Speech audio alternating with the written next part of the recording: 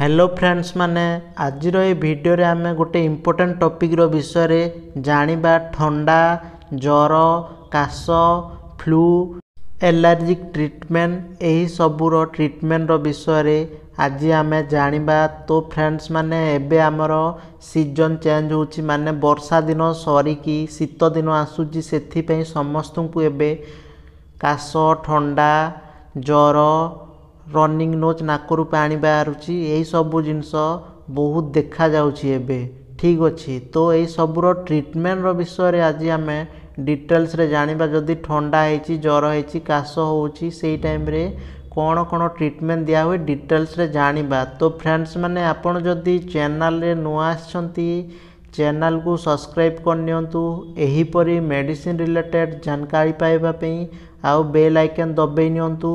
तो आपण जदि यही वीडियो को लास्ट जाए देखिए आपण को ठंडा ज्वर गोटे दिन भितर ठीक करि पारिबे। तो जो टाइम रे सीजन चेंज हुए सेटा ठंडा ज्वर काश यहाँ बहुत कॉमन जिनस।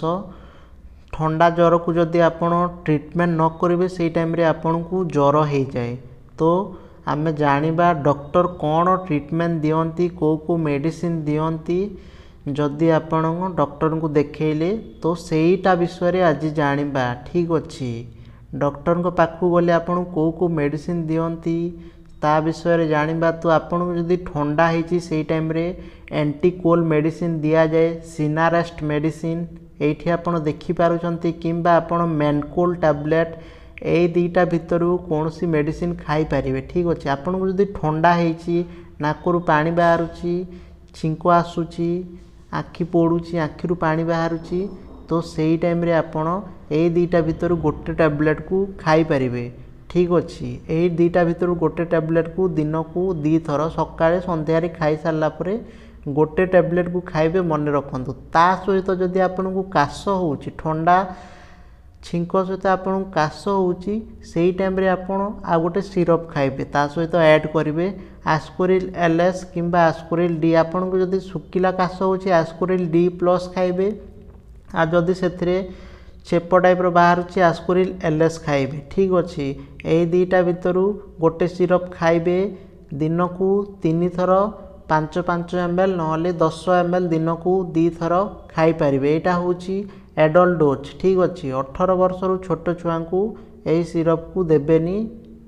तो एटा गला काश काश हेले यही सिरप आपण खाई पारिबे ठंडा ता सहित काश होउची जदि एटा खाइबे। तो नेक्स्ट जदि आपण को अधिक काश होउची निश्वास नबा पे कष्ट होउची सेही टाइम रे आपण एंटीबायोटिक मेडिसिन खाइबे एजिथ्रोमाइसिन 500 ठीक अच्छी। एटा जो आपण को ठंडा को भी ठीक करिवो काश को भी ठीक करिवो एटा एंटीबायोटिक मेडिसिन।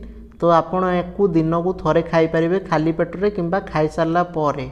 तो नेक्स्ट आम जानिबा आ गोटे मेडिसिन रो विषय रे आपण को बॉडी पेन होउथिबो जदि एसिक्लोफेनाक प्लस पैरासिटामोल जोटा कि आपण जीरोडल पी रो ना रे जानती। तो जो टाइम रे आपको ठंडा ज्वर हुए से टाइम रे हमको बॉडी पेन हुए से टाइम रे आपण एही जीरोडल पी टैबलेट को खाई पारिबे।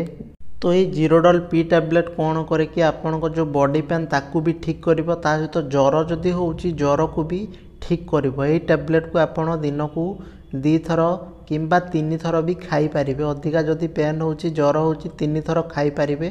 तो फ्रेंड्स माने एटा थिला ठंडा रनिंग नोज ता सहित काश ता सहित जदि ज्वर होउची एही ट्रीटमेंट आपण नहीं पारिबे। मु आउ गोटे थर आपण को बुझे दोची जदि आपण को ठंडा होइची खाली सिनारेस्ट टैबलेट खाई पारिबे ता सहित जदि आपण को काश होउची सेही टाइम रे आपण खाई पारिबे आस्कोरिल एलएस सिरप किंबा आस्कोरिल डी सिरप दीटा भितर गोटे खाई पारिबे ठीक अच्छी।